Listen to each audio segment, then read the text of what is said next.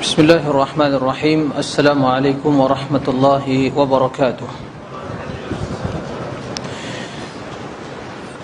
Alhamdulillahi rabbil alamin, wassalatu wassalamu ala ashrafil anbiya'i wal mursalin, nabiyyina Muhammadin wa ala alihi wa sahbihi ajma'in wa man tabi'ahum bi ihsanin ila yaumiddin.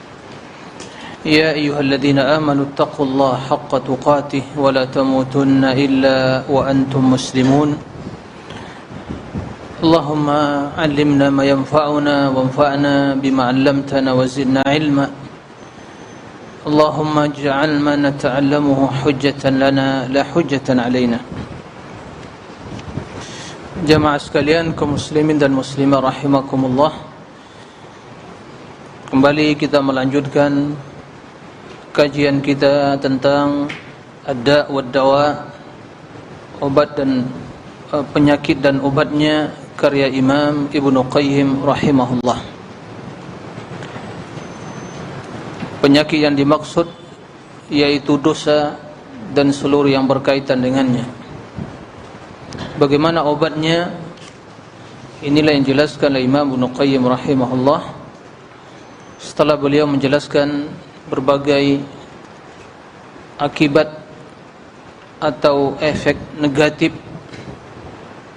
serta sanksi azab yang Allah berikan, Allah turunkan kepada pelaku dosa, baik yang menimpa fisiknya atau psikisnya, jiwa, rohaninya, hatinya, yaitu lahir dan batin, akan terkena dampak dari bahaya dosa yang dikerjakannya. Kemudian kita telah sampai kepada pembahasan yang berkaitan dengan bahaya zina, dosa perzinaan.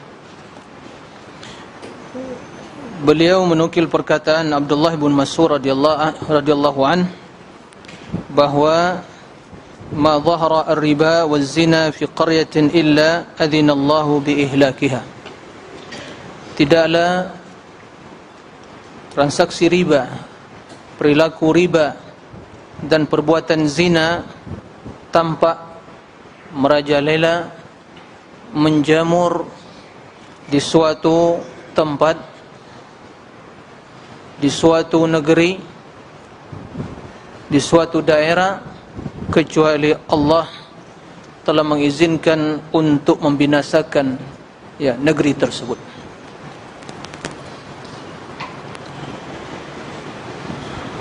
Na'udzubillah min adzabillah wa ghadabih. Kemudian beliau menyebutkan riwayat Israiliyah tentang kisah yang terjadi pada umat sebelum kita. Qala rahimahullah, wa ra'a ba'du ahbari bani Israil ibnan lahu yughamizu imra'atan. Salah seorang atau sebagian dari ulama Bani Israel melihat anaknya, yaitu memegang wanita, yugamizuhu.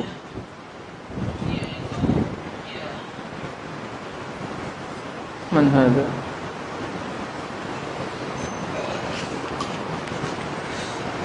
Jadi dia seorang ulama melihat anaknya berbuat perbuatan dosa, memegang wanita.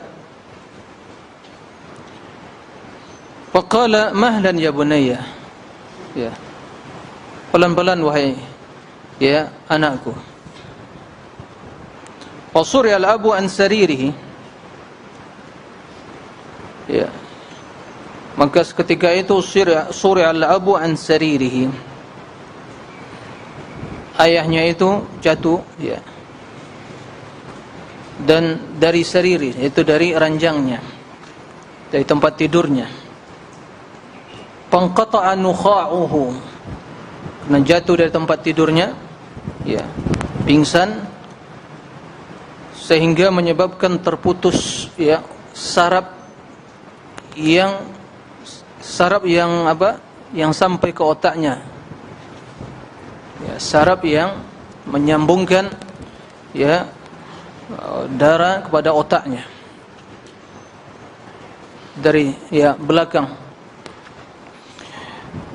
Wa asqatat imra'atuhu wa usqitat imra'atuhu wa qila lahu, kemudian yang demikian itu juga menyebabkan ya istrinya itu ya gugur kandungannya. Wa qila lahu hakadha ghadibta li la yakunu fi jinsika khairan abada. Lalu dikatakan kepadanya, ya beginilah engkau marah kepadaku. Hakadha la yakunu fi jinsika khairan abada, tidak akan ada ya selamanya kebaikan dari dari keturunanmu. Maksudnya apa ya ikhwah? Tentunya kisah ini bukan dalil ya, tapi sebagai pelajaran bagi kita. Dia seorang yang berilmu, tahu ilmunya, tapi tatkala melihat anaknya berbuat kejahatan, dia tidak ingkari, malah mengatakan pelan-pelan wahai anakku, bukan diingkari. Maka Allah membalas langsung ya sikap dia tersebut yang menyebabkan orang tuanya itu jatuh dari tempat tidurnya, sehingga menyebabkan ya putus saraf yang menyambung ke otaknya, dan juga menyebabkan ya istri dari ayahnya tersebut yaitu gugur kandungannya, sebagai bentuk ya kemurkaan Allah kepadanya. Kemudian diberikan ancaman bahwa tidak akan ada ya kebaikan muncul dari ya keturunanmu abada selamanya. Berarti dikutuk oleh Allah Azza wa Jalla. Ini sebagai ibrah, pelajaran bagi kita ya. Kemudian kata Imam Ibnu Qayyim rahimahullah, wa khassa subhanahu hadd az-zina min bainil hudud bi thalathi khasa'is. Kemudian Allah mengkhususkan ya hadduz zina, itu sanksi zina, min bainil hudud, di antara sanksi-sanksi yang lain ya, hukuman bagi pelaku zina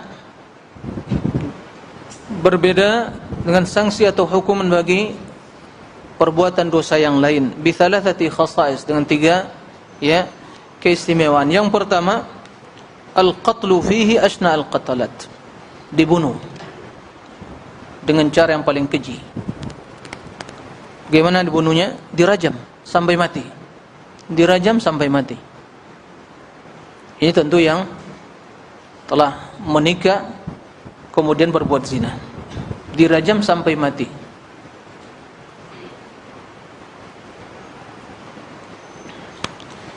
Wa haitsu khaffafahu fajama'a fihi bainal 'uqubah 'ala al-badan bil jald wa 'ala al-qalbi bi taghribihi an watanihi sanah.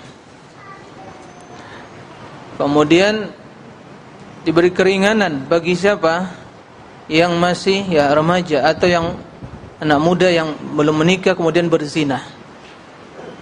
Bainal uqubati 'alal bil jaldi 'alal badan, yaitu dicambuk kemudian diasingkan dari negerinya selama 1 tahun, taghrib, ta'zir. Dan tentunya kita tidak bisa membayangkan ya dijauhkan dari tempat tinggal, dari kampung halamannya 1 tahun, suatu tempat ya diasingkan. Tentu ini adalah hal yang luar biasa yang akan mempengaruhi ya psikologisnya, jiwanya. Nah, begitu. Ini pertanda bahwa perbuatan zina itu perbuatan yang sungguh sangat keji sekali. Maka Allah ya berikan hukuman yang sejenis, dicambuk bagi yang belum menikah. Kalau yang sudah menikah kemudian berzina, dirajam. Ya, agar seluruh badannya itu merasakan sakit. Karena manakala dia itu telah berbuat zina, maka seluruh badan itu merasakan kenikmatan dari kenikmatan yang sesaat dari perbuatan zina tadi. Maka yang cocok adalah juga diazab, dirasakan oleh seluruh badannya dengan dicambuk atau dirajam. Nah, kemudian yang kedua, Allah annahu naha ibadahu an ta'khudhahum bizzunati ra'fatun fi dinihim. Jadi Allah melarang kaum muslimin, ya, melarang dari apa? Ada rasa kasihan terhadap pelaku zina itu. Di waktu merajam itu jangan ada sama sekali rasa kasihan. Itu perintah Allah, ya, dirajam. Ini perintah Allah, agama Allah. Bihaitsu tamna'uhum min iqamatil haddi 'alaihim. Yang rasa kasihan itu menghalang mereka untuk mengeksekusi, untuk menjatuhkan hukuman tadi. Enggak boleh. Ya. Tidak menerima syafaat dalam hal ini. Ya, tidak ada keringanan. Fa inna subhana min ra'afati wa rahmati bihim syara'a hadhihi al-'uqubah. Bahwa sesungguhnya Allah Azza wa Jalla merupakan bagian dari kasih sayang dan rahmatnya. Allah syariatkan kepada umat manusia, kepada hambanya sanksi dan hukuman ini. Jadi tatkala Allah Subhanahu wa taala mensyariatkan untuk merajam, ya, atau mencambuk, kan begitu, pelaku zina, itulah bentuk dari kasih sayang Allah dan rahmat Allah. Karena Allah mengetahui hukuman sanksi yang sesuai, ya, dengan perbuatan dan kejahatan atau dosa yang mereka lakukan. Wa huwa arhamu minkum. Allah tentu lebih sayang daripada kalian. Naam. Walam tamna'hu rahmatuhu min amrihi bihadhil uqubah. Kasih sayang Allah itu tidak menghalang dia Subhanahu wa ta'ala untuk mensyariatkan hukuman dan sanksi ini. Naam. Allah Arhamur Rahimin. Nama Allah Ar-Rahman Ar-Rahim. Penyayang, pengasih lagi penyayang. Ar-Rauf. Ya. Akan tetapi kasih sayang Allah yang rahmatnya begitu luas tidak menghalang Allah Azza wa Jalla untuk mensyariatkan sanksi atau hukuman bagi pelaku zina tersebut, yaitu dirajam atau dicambuk. Nah, fala yamna'ukum antum ma yaqumu biqulubikum min ar-ra'fati min iqamati amri. Maka jangan pula rasa kasihan yang ada dalam hati kalian menghalang kalian untuk menerapkan atau menjatuhkan hukuman tersebut, mengeksekusi pelakunya, yaitu dengan mencambuk atau dengan merajam. Naam. Karena ini syariat Allah Azza wa Jalla. Maka di sini tidak ada istilah bahwa syariat Allah ini sadis, atau keluar dari peri kemanusiaan. Gimana? Apakah dia berbuat perbuatan zina sampai binatang pun mencela, apa itu ada peri kemanusiaan? Itu kebinatangan itu. Ya kan? Apalagi sampai kepada perbuatan homo, kan begitu? Yang binatang saja tidak melakukan hal itu. Keji, merusak tatanan hidup, kehidupan manusia, rusak disebabkan perbuatan zina. Nah, mencoreng nama baik pelakunya, keluarganya, merusak nasabnya, merusak hatinya. Nah, merusak tatanan hidup manusia. Nah, maka Allah mengetahui bahwa hukuman sanksi yang sesuai adalah apa yang disyariatkan oleh Allah, dirajam dan dicambuk. Nah, kemudian diasingkan. Wa hadza wa in kana 'amman fi sa'iril hudud. Yang demikian, hal yang demikian kendati itu semua ya umum dalam seluruh hukuman Allah. Naam. Tatkala kita menerapkan hukuman, enggak boleh ada rasa kasihan di situ. Potong tangan, qisas, kan begitu? Enggak boleh ada. Kenapa?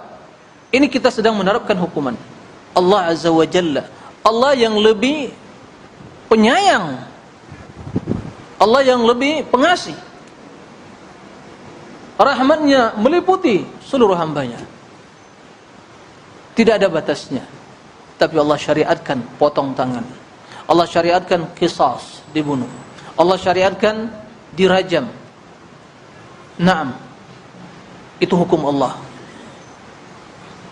Ya, tidak dibenarkan seorang untuk mengkritik, tidak dibenarkan seorang untuk mengomentari, tapi yang ada adalah pasrah dan berserah diri kepada keputusan tersebut. Wa ma kana lil mu'minin wala mu'minatin idza qadallahu amran ay yakuna lahumul khiyaratu min amrihim. Enggak boleh bagi seorang mukmin dan mukminah bila Allah Azza wa Jalla telah memutuskan suatu perkara, masih ada pilihan lain bagi mereka selain dari keputusan tersebut. Ini bukan sifat orang beriman. Naam. Fala wa rabbik la yu'minun hatta yuhakkimuka fima shajara bainahum thumma la yajidu fi anfusihim harajan mimma qadait wa yusallimu taslima. Maka demi Rabbmu, mereka tidaklah beriman sampai mereka itu menjadikanmu wahai Muhammad sebagai hakim yang memutuskan perkara yang mereka perselisihkan. Bila telah diputuskan perkaranya, maka wajib diterima. Tidak ada rasa mendongkol di hati, rasa tidak senang, enggak boleh. Ya. Kemudian mereka pasrah kepada putusan tersebut. Nah, begitu. Kemudian kata Al-Imam Ibnu Qayyim, ya ini sesuai dengan apa yang dijelaskan oleh Allah dalam surat An-Nur, ya. Ayat 2 Allah Subhanahu wa taala menjelaskan, ya, az-zaniyatu waz-zani fajlidu kulla wahidin minhuma mi'ata jaldah wa la ta'khudhukum bihima ra'fatun fi dinillah in kuntum tu'minuna billah wal yawmil akhir wal yashhadu adzabahuma ta'ifatun minal mu'minin. Wanita yang berzina dan lelaki yang berzina maka rajamlah, tidak cambuklah. Naam, cambuklah, fajlidu kulla wahidatin minhuma mi'ata jaldah, dicambuk, fajlidu. Nah, masing-masing dari mereka yaitu 100 kali. Ini bagi siapa?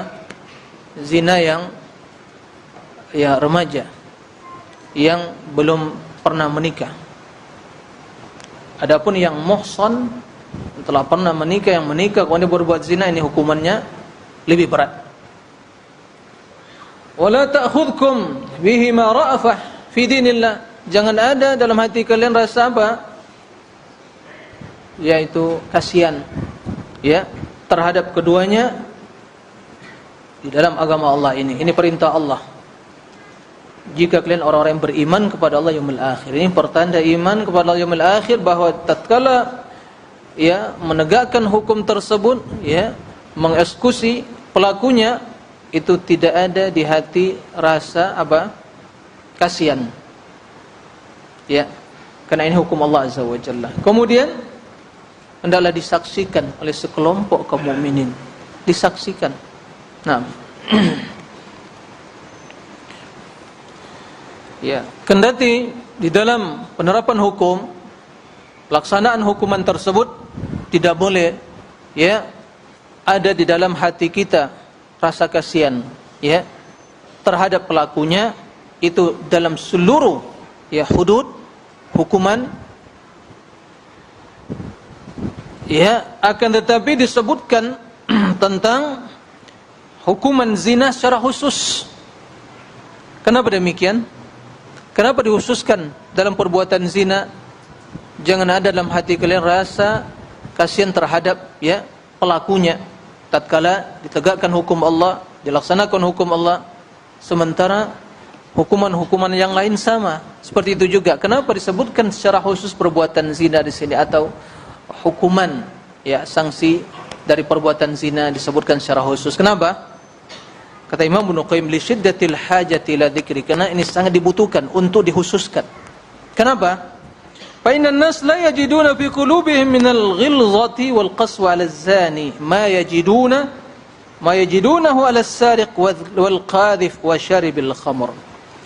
Karena manusia itu tidak mendapatkan di dalam hati mereka, rasa apa? Ya, ghilzah wal qaswa, yaitu kebencian yang berlebihan, kebencian yang besar, ya, terhadap apa? Pelaku zina. Yang demikian itu berbeda dengan apa? Perihalnya dengan pencuri, wal qadhib wa syaribil khamar. Ya, pencuri digebukin sampai apa? Mati, dibakar. Ya. Wal qadhib, yang memfitnah, yang menuding kaum wanita yang muslimah berbuat zina. Syaribul khamar, dibiarin mabuk. Ya kan? Dibiarin mabuk, bahkan ya kita begitu melihat minum khamar, kita sangat benci. Tapi tatkala ada pelaku zina, sedikit ada rasa apa? Kasihan. Ternyata seperti itu. Ini realita. Ya. Maka nanti apa? Ya, apa istilahnya? Komersial apa istilahnya? Hah?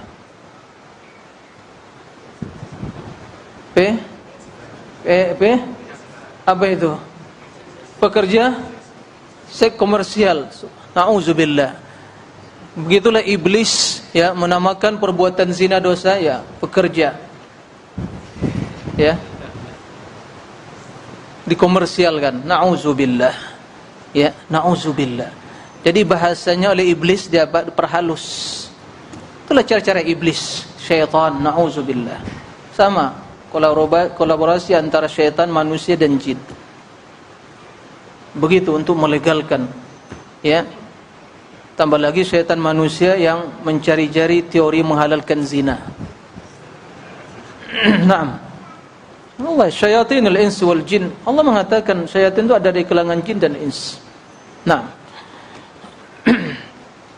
seperti itu. Nah, hati mereka, faqulubum tarhamu zani akthar mimma tarhamu ghairahu min arbabil jaraim.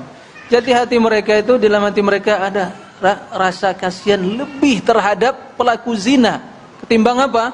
Pelaku dosa yang lainnya. Nah, wal waqi' syahidun, realitanya, faktanya seperti itu. Fanuhu an ta'khudhahum hadhihi ar-ra'fah. Lalu mereka dilarang, ya, dari adanya rasa kasihan terhadap pelaku zina tersebut, ya, tatkala dijatuhkan atau dilaksanakan hukuman bagi mereka. Wa tahmiluhum ala ta'tili haddillah, na'am, ala ta'tili haddillah, yang menyebabkan mereka itu apa? Untuk membatalkan hukuman tersebut. Ya. Baik.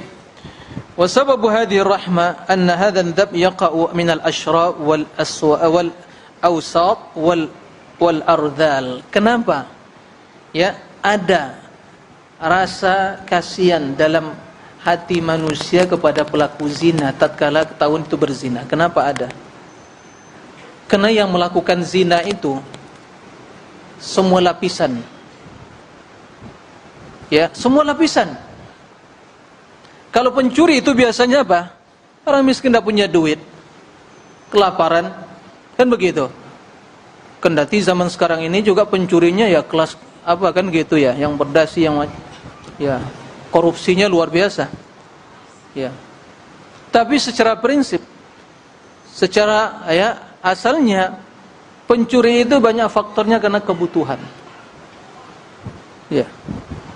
Seperti itu. Dan itu yang melakukan ya orang-orang yang mungkin tidak berduit, kan begitu ya. Biasanya seperti itu.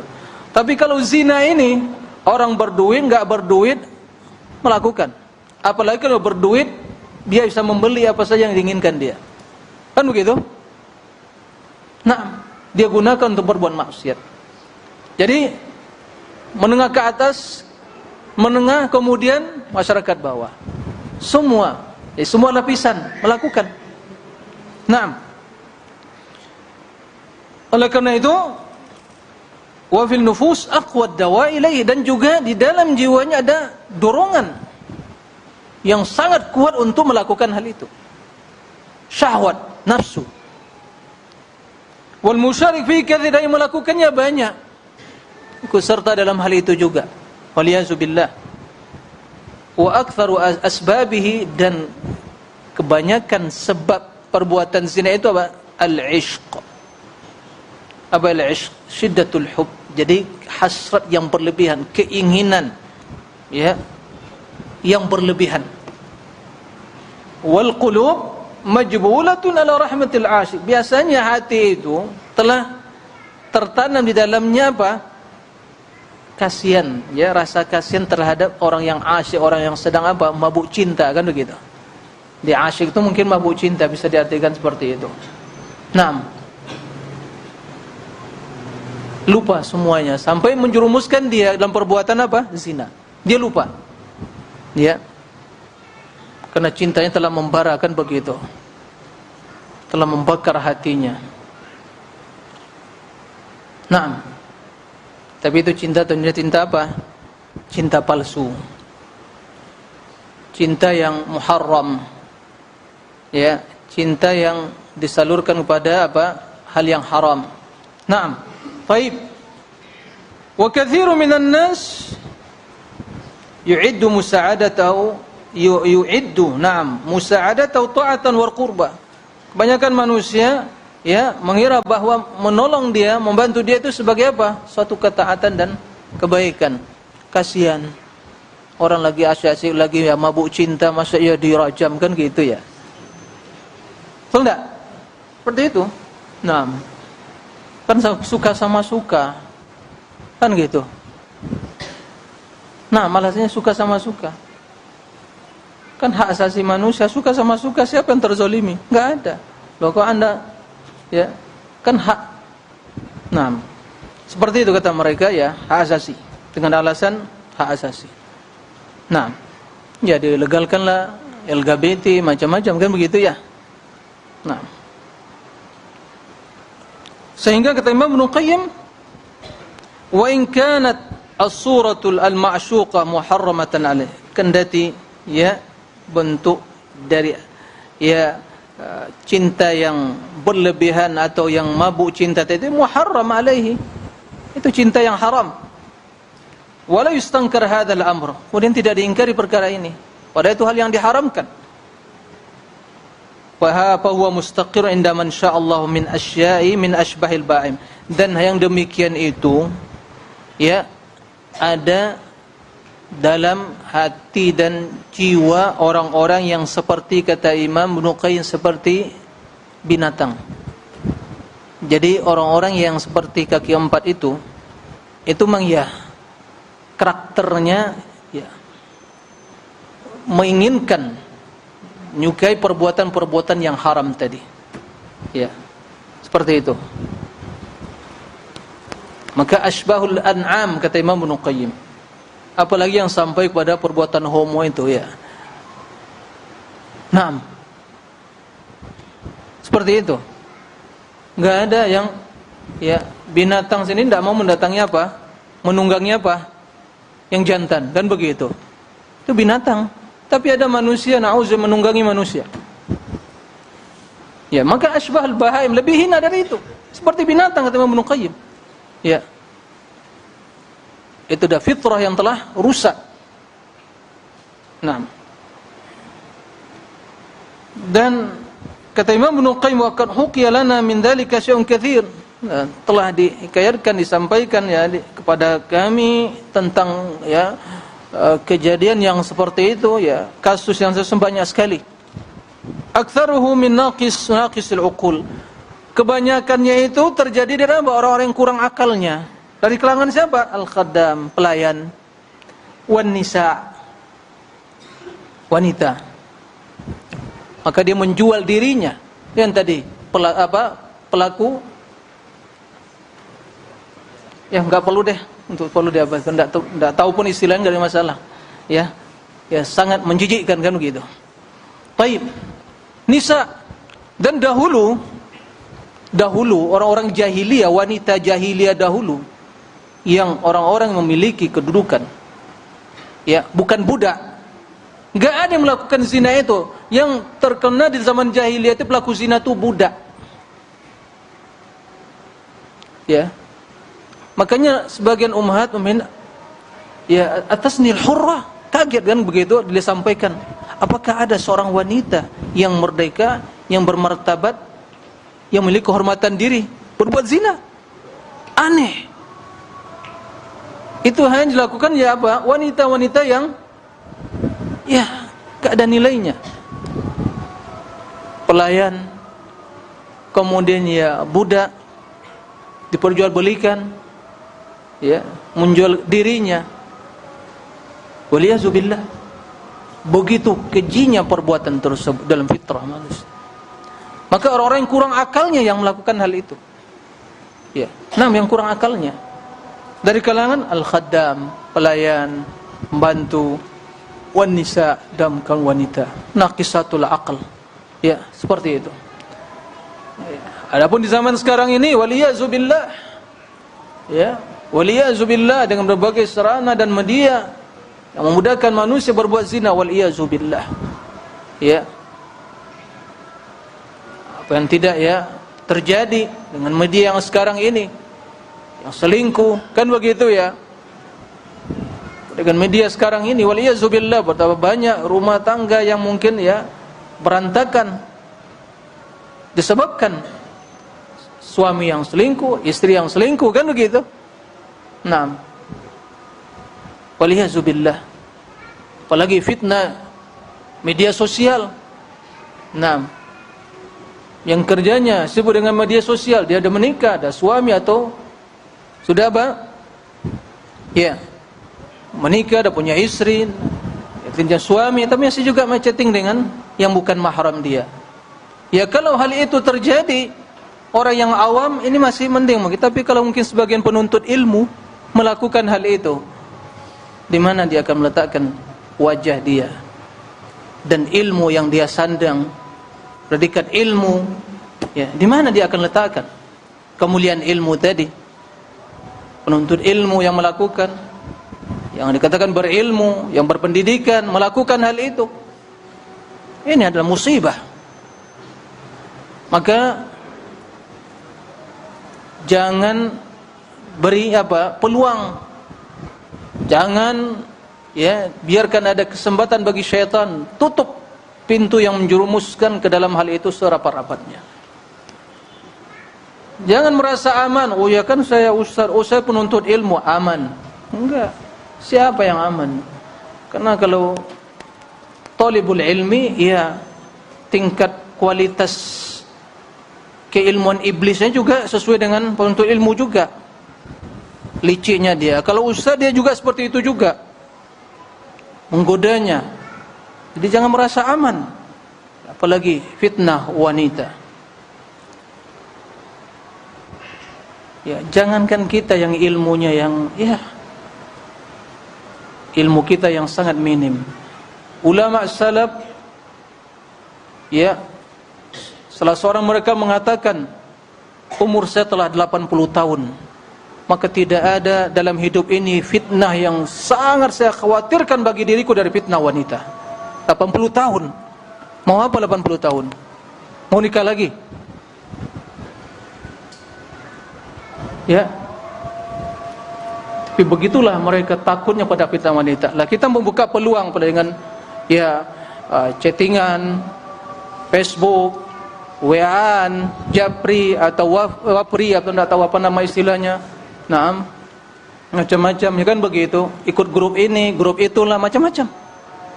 Ya, kasihan Ustaz kan dakwah, Ustaz bangunkan, yuk salat subuh bangun gitu ya. Ayo sekarang ya qiyamul lail gitu ya. Saya kan dakwah, Ustaz. Ya akhi, syaitan antum qiyamul lail ya, keheningan malam, syaitan lebih kehening-hening lagi masuk dalam hati antum ya. Jadi jangan buka-buka kesempatan untuk ya waspada ya jemaah. Ya, waspada, ada syaitan dan iblis di sekitar kita. Nah. Baik. Kemudian kata beliau, dan biasanya juga dosa ini yaitu zina itu kebiasaannya itu ma yaqa'u min at-taradi min al-janiba, itu suka sama suka. Itu biasanya. Ya kan? Suka sama suka. Tapi kalau diperkosa lain lagi. Ya kan? Korban. Wanita yang tapi diperkosa. Kalau ini enggak, zina ya suka sama suka. Itu biasanya. Wala yaqa' fihi min al-'udwan wadh-dhulm wal-iqtisad. Itu tidak jadi kenapa? Dizalimi atau kena ya dipaksa atau di apa namanya itu ya. Nam dipaksa. Iqtisab. Nam. Ma yanfurun nufus minhu. Yang demikian itu pasti orang tidak senang. Ya. Diperkosa, mana ada wanita yang mau diperkosa. Kan begitu. Dizalimi, dipaksa. Tapi kalau suka sama suka, itulah zina tadi. Nah, zina itu suka sama suka. Makanya sebagian ingin menghalalkan ya, kalau suka sama suka kan tidak ada masalah. Na'udzubillah. Ya teori iblis, syaitan yang ingin dilegalkan. Wa fiha syahwatun ghalibah, dan juga dalam kondisi itu syahwah, keinginan hasad syahwatnya yang ghalibah, yang mendominasi, dorongan syahwatnya. Fa tasawwuru dzalika li nafsiha, fa tusawwira dzalika li nafsiha, lalu dia membayangkan hal itu untuk dirinya. Fayaqumu biha rahmatun tamna iqamatil haddi. Lalu yang demikian itu yang merajam tadi ya, membayangkan itu semua kan suka sama suka.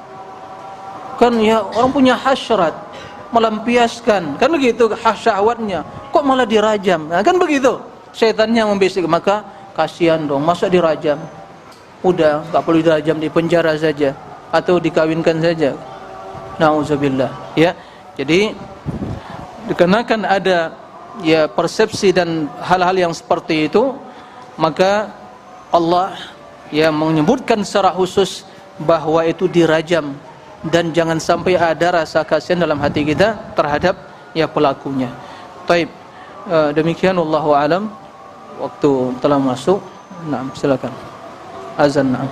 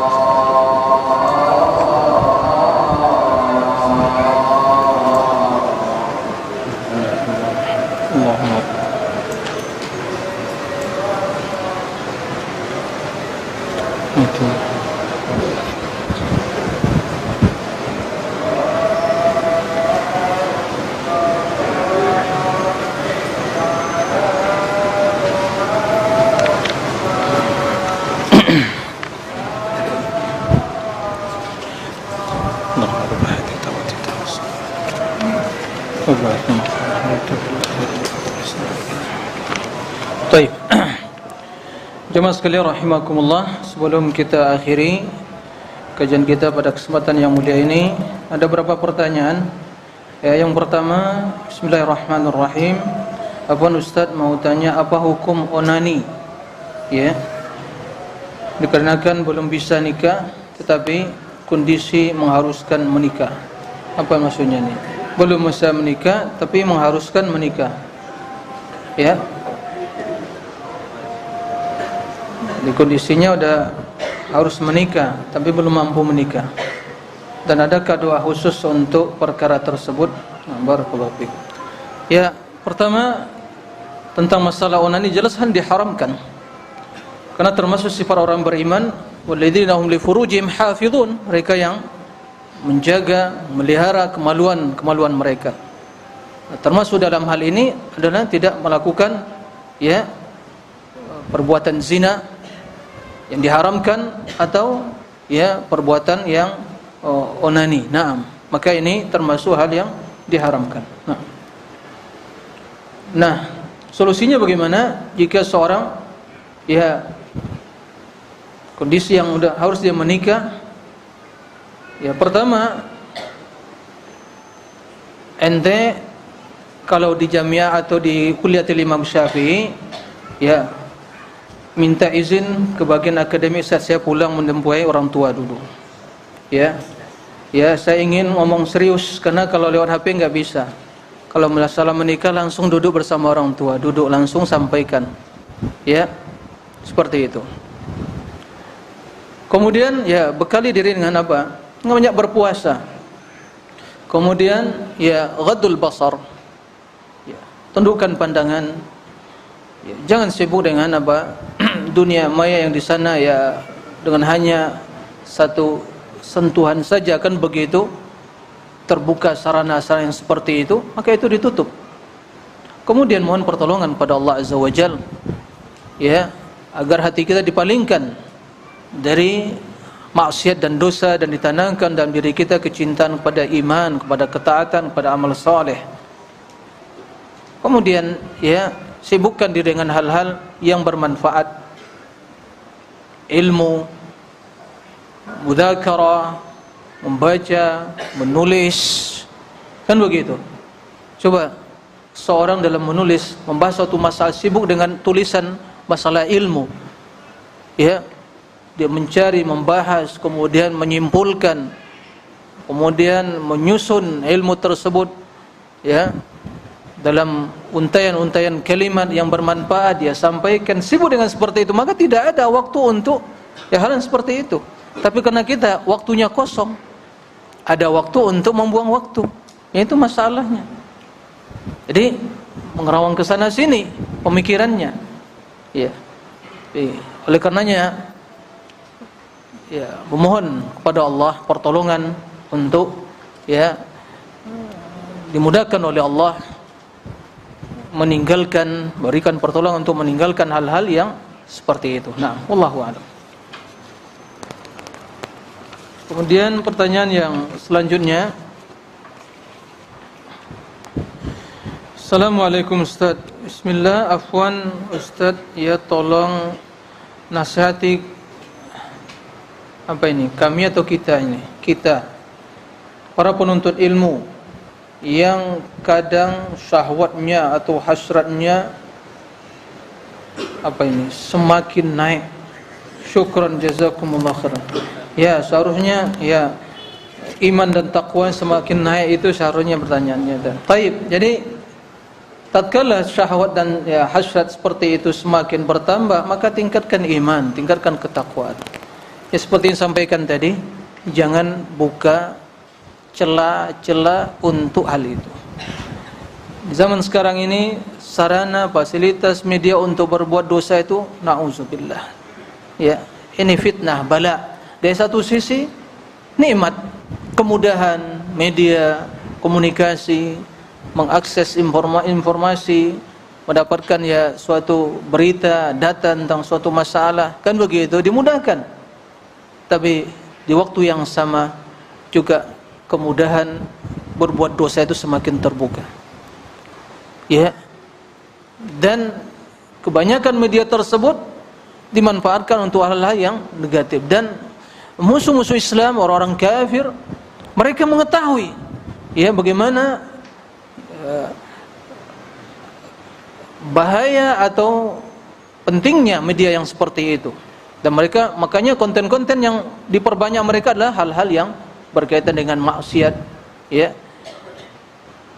terutama ya menjadikan wanita sebagai alat ya, untuk mempromosikan perbuatan-perbuatan haram tersebut.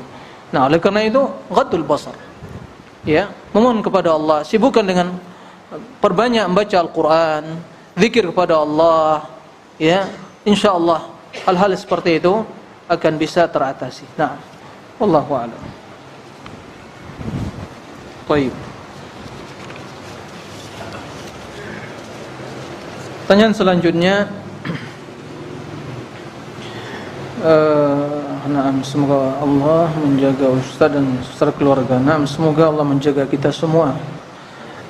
Ada pertanyaan titipan teman ana Ustaz, apa hukum aborsi bagi wanita?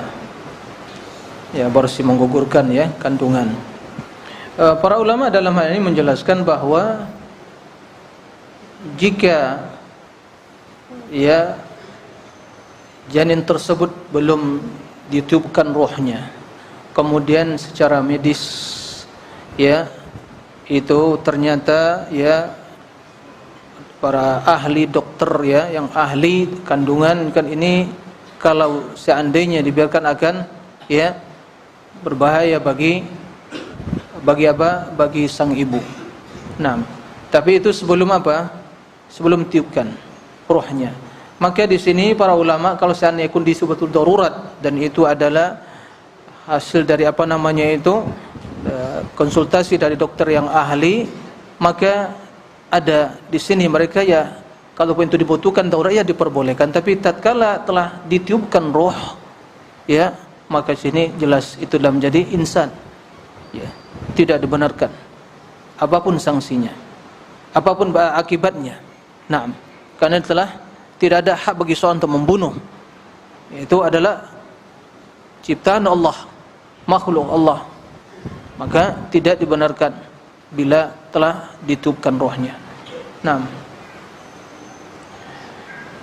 ini pertanyaan ya, ini bisa ditanyakan pada mungkin yang para ustadz yang lebih ahli ya dalam masalah ini. Saya ingin membacakan pertanyaan saja, nanti disampaikan pada ustadz yang lain. Bagaimana jika seorang wanita yang diperkosa 4 orang lelaki, apakah boleh bagi wanita atau menggugurkan kandungannya? Ya, sungguh berat bagi wanita itu harus menanggung ya, menanggung apa tulisannya ini, menanggung anak itu. Ya, seperti itu tulisannya. Karena kan terus teringat ya peristiwa tragis itu. Karena anak itu terlahir atas ya peristiwa tragis itu, ya jadi perkosa. Nah, rasanya kalau teringat wanita itu ingin bunuh diri. Rasanya kalau teringat ya apa ya, nah, yaitu peristiwa itu dia ingin bunuh diri. Apa pandangan Islam akan hal itu? Ya, seperti yang disampaikan tadi, kalau seandainya itu belum ya ditiupkan roh dalam bentuk masih dalam bentuk janin nutfah atau mani, kan begitu belum ditiupkan, maka dalam hal ini seperti yang bila itu suatu hajat dan darurat, ya para ulama ya membolehkan untuk digugurkan. Tapi kalau telah sampai kepada ya telah menjadi bentuk rupa manusia kemudian tiupkan roh, maka ini jelas tidak diperbolehkan. Ya, permasalahan itu dilahirkan ya anak tersebut tidak salah dan wanita itu tidak salah. Ya, tidak ada dosa yang dipikul atau oleh wanita tersebut karena dia tidak salah. Kemudian juga anak tidak bersalah, apa dosanya anak yang dilahirkan tadi. Nah, seperti itu. Karena tidak demikian ya mungkin nanti pertanyaan bisa ditanyakan kembali kepada Ustaz mungkin dalam urus bagian fikih ya, Ustaz Arifin dan yang lainnya. Nah, mudah-mudahan bisa mendapat pencerahan yang lebih dari apa yang disampaikan tadi. Nah, baik. Mungkin saya simpan pertanyaan ini saya titipkan sama beliau nanti. Kemudian pertanyaan yang selanjutnya, ana mau minta solusi Ustaz. Ana dari dulu sampai detik ini jemaah. Sampai detik pertanyaan ini ana baca. Kan sampai detik ini ya susah untuk bangun subuh. Ini apa ya, curhat ini, pertanyaannya ini lagi curhat. Jazakallahu khairan ya. Ini pertanda masih ya, kebaikan itu masih ada dalam hati. Nah, kalau didiamkan ya ini berbahaya. Taib, kalau bangun itu pun jarang jarang sekali. Maksudnya apa? Kalau bangun itu pun jarang sekali. Artinya memang sulit kan gitu ya. Memang jarang berarti bangunnya. Ana sudah pasang alarm jam 3 atau jam 3.45. Ya.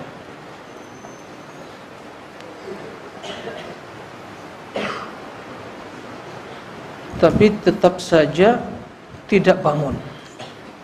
Kalaupun bangun, ana sering tidak sadar dan akhirnya tidur lagi. Subhanallah. Ini tidak tahu tidurnya ya. Apakah ada seperti ini ya? Mudah-mudahan tidak ada ya. Mungkin ini pertanyaan titipan dari luar juga sana mungkin. Taib. Sudah pernah coba tidur jam 9 malam, tapi tidak bisa tidur sampai jam 10. Dalam keadaan mata tertutup ya. Tapi jam 10 dalam keadaan mata tertutup. Kalau dulu saat anak tidur jam setengah 11 atau jam 11 malam tetap masih bisa. Dulu ya, bukan sekarang. Kadang sore juga begitu, tapi sangat jarang, biasanya di hari libur dan hari Senin seperti sore ini. Hari ini. Ya. Kemudian bagaimana cara agar mengganti kebiasaan tersebut? Apa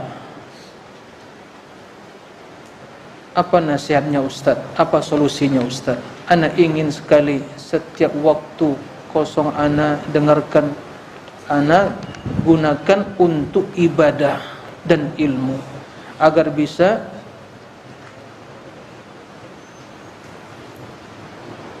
taib. Intinya jemaah udah tahu ya, intinya pertanyaan itu adalah ini saudara kita ini sulit untuk bangun di pagi hari. Ya, bangun waktu subuh. Dia usaha telah dilakukan ya, alarm mungkin jam 3 ya atau 3.45 juga sulit untuk bangun. Itu pun kalau bangun enggak sadar tidur lagi. Ya. Ana ingin bertanya, di waktu ya sebelum tidur, apakah telah dipraktikkan ya sunnah-sunnah yang diajarkan Nabi SAW? Ya, berwudu, baca ayat kursi, kemudian doa-doa yang lain, kan begitu ya. Kemudian subhanallah 33 kali, alhamdulillah 33 kali, kemudian Allahu akbar, kan begitu diajarkan Rasul pada Ali bin Abi Thalib. Nah, apakah itu semua telah diamalkan? Banyak zikir-zikir yang diucapkan Nabi sebelum tidur, banyak. Nah, itu ya akhil karim, dipelajari, itu antum baca. Ya, malam ini antum baca itu. Kalau ada yang hadir sekarang ini, malam ini antum baca itu. Antum bisa membaca ya adab zikir-zikir yang dibaca Nabi sebelum tidur. Berwudu, ya. Kemudian ya, bagaimana tidurnya Nabi sallallahu alaihi wasallam? Lungkup atau menelentang begini atau bagaimana? Ala syiqqil aiman, kan begitu? Ya. Menghadap ke kiblat. Coba antum praktekkan itu. Bi'inillah. Antum bangun. Samping itu juga ya, alarm dihidupkan. Kemudian juga titip pesan ke teman, ya akhi, bangunkan ana. Kalau anda juga bangun, ambil air siram ana. Insyaallah ya akhi. Ya. Bila seorang memiliki keinginan azimah, Allah akan mudahkan urusan dia. Naam. Ya. Jadi begitu bangun, baca doa. Cuci muka, ke kamar mandi, kan begitu. Dibawa tidur lagi. Berarti ada ikatan yang belum terlepas, ikatan syaitan tadi. Nah, dia kembali mengikat, kemudian yang ngencingi telinganya sampai ya enggak bangun lagi. Oleh karena itu berdoa. Naam. Ya. Ini resep Nabi SAW. Dan mohon ya Allah, mohon ya akhi ya Allah, bangunkan aku ya Allah. Naam. Selain doa-doa yang kita baca tadi, mohon pada Allah. Naam. Untuk ya dibangunkan di jam ya 3 atau 3:04 atau pas waktu azan. Naam. Ya, sekarang waktu azan 4 kurang 1/4. Ya, bangun jam 3 lewat 1/4, ada waktu setengah jam, masih bisa pun solat 2 rakaat. Ya, kalau enggak bisa panjang ya baca qul huwallahu ahad, qul a'udzu birabbin nas, masih bisa 2 rakaat. Enggak bisa 3 witirnya, 1 rakaat witirnya. Ya, daripada tidak ada sama sekali. Nah, daripada tidak ada sama sekali. Ya. Kemudian berdoa kepada Allah Azza wa Jalla. Ya, Allah katakan, siapa yang berdoa aku perkenankan doanya. Minta kepada ya Allah, beri aku pertolongan ya Allah, beri kekuatanku ya hamba-Mu ya Allah untuk bisa bangun di pagi hari Allah. Allah katakan akan aku kabulkan, kata Allah. Itu janji Allah. Ya. Maka memohon kepada Allah pertolongan, ya, karena tanpa pertolongan enggak bisa kita melakukan ya amalan ibadah apapun. Enggak bisa. Lemah, selemah-lemahnya. Ya, iyyaka na'budu wa iyyaka nasta'in. Naam. Iyyaka na'budu wa iyyaka nasta'in. Ya, kita memohon kepada Allah ya, semoga saudara kita yang bertanya, yang curhat ya, bagus, ini perlu kita kita apresiasi karena ini petanda kebaikan. Yang bermasalah, dia ada masalah tapi tidak mau menyampaikan masalah. Itu masalah. Masalah fauqa masalah. Naam. Dan orang yang seperti ini harus kita apresiasi. Ya. Berarti dia itu masih ingin. Tapi dia ada masalah. Tapi enggak mau menyampaikan masalah dan tidak bisa menyelesaikan masalah, ya tambah masalah. Terus ini masalah terus. Ya kapan selesai masalahnya? Masalah fikihnya banyak mau dikerjain, masalah banyak, semua masalah, tambah masalah, enggak selesai. Maka di sini kita alhamdulillah banyak para asatidz minta nasihat, ya. Alhamdulillah banyak untuk sampaikan, ya. Insyaallah mereka terbuka hatinya, waktunya untuk bisa mendengar curhat antum. Ya, insyaallah. Makanya perlu kita ta'awun, tolong menolong. Ya, saling mengingatkan, mendoakan kebaikan saudara kita. Ini yang harus kita pupuk di sini. Jazakallahu khairan. Ana mengapresiasi ya pertanyaan saudara kita ini. Semoga Allah Azza wa Jalla memberikan pertolongan kepada kita, terutama yang berbicara ini ya, kemudian pada yang hadir, para akhwat, ummahat, para mahasiswa, semua ya, kita yang hadir, keluarga besar STDI, semoga Allah memudahkan urusan kita, berikan pertolongan untuk melakukan ibadah kepada Allah, berzikir ya, bersyukur dan melakukan ibadah yang terbaik ya kepada Allah Azza wa Jalla. Allahumma amin. Demikian yang bisa dijawab. Wa sallallahu wasallam ala nabiyyina Muhammadin wa alihi wa sahbihi wasallim. Walhamdulillahi rabbil alamin. Wassalamu alaikum warahmatullahi wabarakatuh.